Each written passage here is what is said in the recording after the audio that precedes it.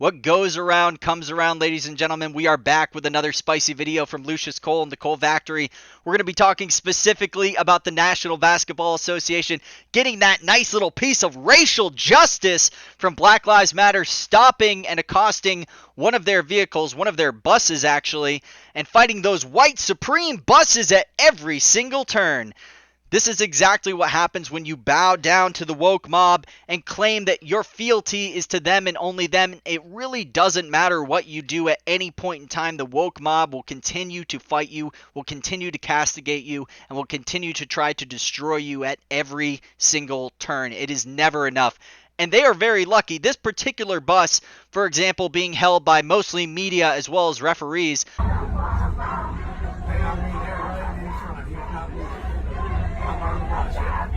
I would love to see another Malice in the Palace, ladies and gentlemen, on one of those buses if they happen to stop one of the team buses. I think we know how that would probably end. Probably not too well for Black Lives Matter. Just jumped over the scorer's table and is trying to get down to the bench. Artesta's in the stands.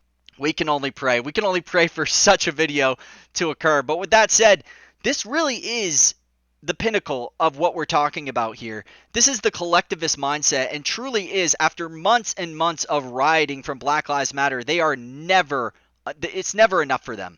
They will never feel as if they're justified. They will never feel as if they are given their due until that dangerous white supremacy is wiped out forever. And of course, removing racism from all of America, even in its small, little, minute, and finite form, as it is, being that there's only 12,000 members of hate groups in the USA. 12,000 members in a country of nearly 330 plus million people. It's not even a drop in a bucket, but these people will continue to fight the imaginary enemy at every single turn, and the woke NBA is getting their karma and getting their due. I am so excited.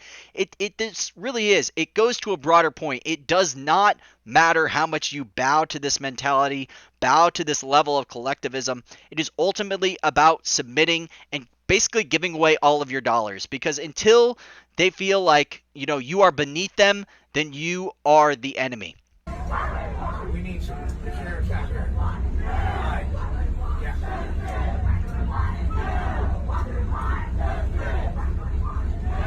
As you know, the NBA is probably the wokest. I mean, the king of woke in terms of all of the sports league, going as far as writing Black Lives Matter on the court of NBA. So as you're watching a basketball game, you are forced to read Black Lives Matter every single time they pass center court. And in games where you're going against 100 to 100, they're crossing that court over and over and over and over and over again. Black Lives Matter getting pushed into your head over and over and over and over and over. And the crazy thing is this. Black Lives Matter, of course, is a benign statement. Yes, of course Black Lives Matter. But as you can see, the organization, it's very Marxist in its way of thinking. It's very violent. And this is just exactly what the NBA needed. They needed that piece of racial justice just hitting them in the face. It is so beautiful to see that karma just coming back and hitting them. They definitely need cops out here. This is unlawful. I'm trying to get. Even when you side with the wokeness, even when you jump on with the mob, you are ultimately the enemy, because you are the one who hasn't simply done enough. You haven't gone out on the streets. You know what? Maybe you're an NBA player. Maybe you donate millions of dollars to these charities. Maybe you actually go out and you try to create businesses in low poverty neighborhoods or black-owned neighborhoods. Maybe you give low-interest loans, or maybe you just give away free money to black families so that they can grow and prosper. But at the end of the day, it's never enough. It is never enough, and it will never be enough for Black Lives Matter. You got any sheriffs on the property any?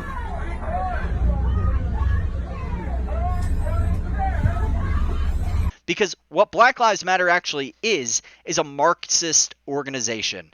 And for those of us on the right, we have seen this. We've seen this coming, and we see more and more people waking up. The last poll that I checked, 43% approval on Black Lives Matter. 43! And just for those who don't know, within the first 2 weeks of George Floyd, they were up in the high 90 percentile. So think about that. That's left, right, center, everybody being like, you know what? Police brutality, it's a big issue. You know what? We really need to solve this. We need to go in on the ground. We need to have major reforms in terms of law enforcement in this country. And Black Lives Matter, what did they do? They just threw it all away. They burned, they looted, they murdered.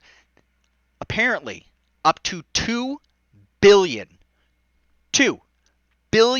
plus dollars in damages across Minneapolis, Los Angeles, San Francisco, Kenosha, Louisville, Indianapolis. I mean, it goes on and on and on. And as you see, this video is in Orlando. It will never be enough for Black Lives Matter, because when you're fighting something like an existential threat like racism, and you're not taking, every little bullet point as a progression of moving forward, and your ultimate end goal is to end racism, you have a goal that you will never complete.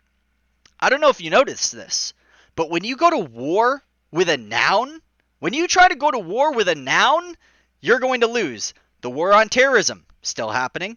The war on poverty, still happening. Black Lives Matter, the war on white supremacy, all of this is all still happening, because when you go against a noun, you are going to lose.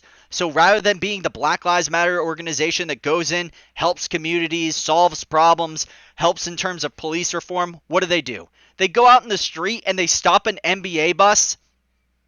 The wokest sports league in the entire United States of America.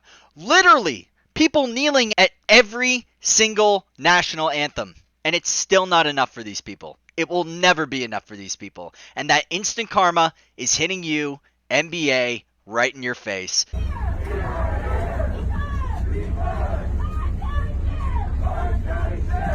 And I'm very, very happy to see it. If you like this type of content, please make sure to like, subscribe, and or comment. I would love to see you engage in these types of materials. And once again, my name is Lucius Cole. We just hit 100 subscribers today. Thank you all for joining. Thank you all for subscribing. And thank you for listening to this content. I'll see you in the next video. I love ya. Peace.